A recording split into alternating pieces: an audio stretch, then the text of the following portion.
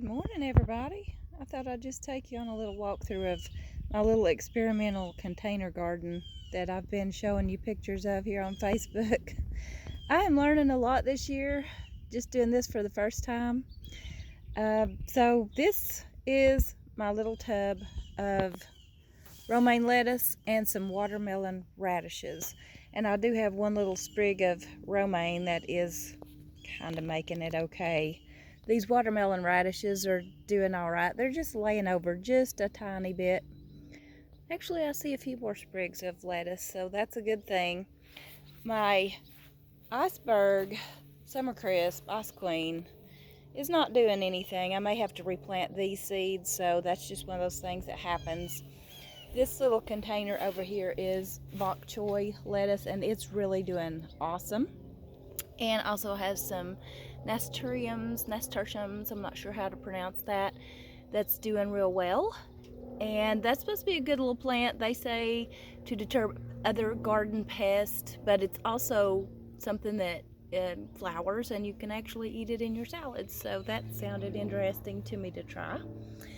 I've got over here some bush beans back there at the back, and I put a few little trellises up there in case they climb, and some companion plants that I heard was good for things like cabbage and beans, and some more nasturtiums. Then here's my little experimental cabbage head that got a little crate over it so the rabbits don't get at him. But this is actually a cabbage head that I'm regrowing from scraps. I'm regrowing this from the base of a cabbage head that I bought at the store. So it's doing really, really good. Started that out in the window with just some water in the bottom of the container, and changed the water for about every 2 or 3 days. And then once he started getting some roots, I brought him out here and planted him. So he's doing good. A few little tomatoes, cherry tomatoes, some people call them Tommy toes. I've got several different varieties, and this one has given me several nice little cherry tomatoes. Back here in the back, I've got what's called a bush Goliath, and he's struggled a little bit, but he has got one tomato on him that's turning now. And then I have some green onions in this bed. I planted some more bush beans back there in the back. I don't think that they made it. I think the birds might have got them. So I might do some replanting on that. I did have a little pepper here that didn't do so well, so we'll see if he recovers. I had some marigolds there to deter pests, and another bell pepper. This little bell pepper I planted from a seed, and he's doing pretty good. Back here on my wall, I don't know if you can see them very good, the sun's bright out here, but I've got another little plastic container over there in front of the grill of some more salad bowl mix blend lettuce, and some of that's coming up okay. And then I've got some herbs back there. I've got some rosemary and some basil that's doing pretty good. Another little cherry tomato in that basket has given me tons of little tomatoes. I pruned him back just a little yesterday to see if he will produce more. Then we've got some more basil back there in the background that I need to plant in a pot. I'm trying some sweet potatoes in bags. Got some cute little pot huggers that some of my friends got me for my birthday, and some garden decor that I'm enjoying also for my birthday. This is my zucchini squash, my green one, and he's not done as well as my yellow one that I'm so proud of, but I'm still trying to root for him. Haven't counted him out yet. He's looking okay. And then I have some more nasturtiums that I planted in those pots, and actually brought my Christmas poinsettia out here to see how he might like the sun. Don't have a clue, but so far he looks like he likes it okay. He doesn't have any leaves, of course, but it's not Christmas.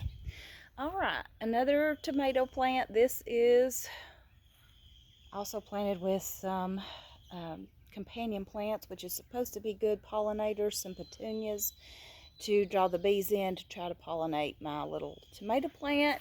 He is supposed to be a big boy tomato, so I hope he gives me lots of tomatoes this year. We'll see. And up here in my little ledge, I've got some strawberries that I've started in some grow bags. We'll see how those do. Like I said, my little basil that I need to maybe transplant, and my little cherry tomato that I pruned. And here's my other lettuce. Some of that's coming up, as you can see. Now, if you hold on, I'll go and take you to visit my pride and joy, my yellow squash out here, and my cucumber at the back of the garage. Okay, we're back.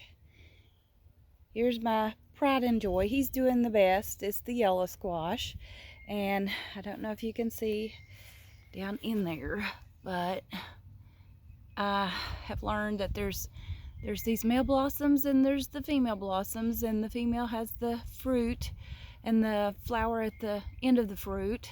So hopefully they're getting pollinated like they're supposed to. Hopefully the Lord will send me some bees to do their work. I'm learning a little bit also about self-pollination, which is interesting, and he just seems to love this location back here, and seems to be doing really, really good. He just looks awesome. My husband brought me those awesome little crates that are 4x4s. I put plastic in the bottom and then put a mix of some compost and some potting soil and a little bit of the potting mix, just different things that I put in there.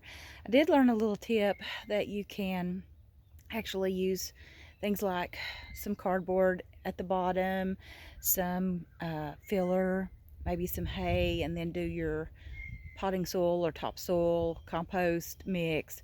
That saves you a little money instead of just filling it all up with dirt. But if you got plants that like deep roots, then you might want to just stick with mostly soil instead of doing more of the fillers. But that's just one of the things I've learned after I had already filled up my beds. So again, it's a learning experience. The little pinwheels are supposed to deter birds, so those are Dollar Tree dollar deals that you can do for your little gardens if you're doing something like this for the first time. Like I said, my little garden's small, but it's just a start, and it's a learning experience, and it's very relaxing and therapeutic to come out here and see how they're growing, watch them, and know that you know, you're seeing the fruits of your labors there, and it's a blessing. It's a therapy of its own kind. It's kind of peaceful. I'm really enjoying it, and what I'm learning, I feel like I'm going back to school, old school. So these are things that a lot of us have gotten away from over the years that we might have to go back to. So it's nice to have a few extra things that you can enjoy, and there's nothing that beats good old homegrown garden food, vegetables, and the extras you can share with your friends and neighbors. They come up in abundance, which I hope they do. And we've got several little tomatoes there in between. Another little sun sugar cherry tomatoes with some more petunias as pollinators. And this one is a Super 100 cherry tomato. So anyway, that's my little garden. I hope you've enjoyed the tour. One of the things I'll ask you guys about is I'm trying to grow these herbs for the first time. I would love to hear your tips on how you preserve your garden herbs. Do you use a food dehydrator? Just what are your tips on maybe some long-term food storage on your herbs and things that you grow in your gardens at home? I would love to hear from you on that. Any garden tips, always appreciated, and hope you've enjoyed this little garden preview, and talk to you soon. Bye.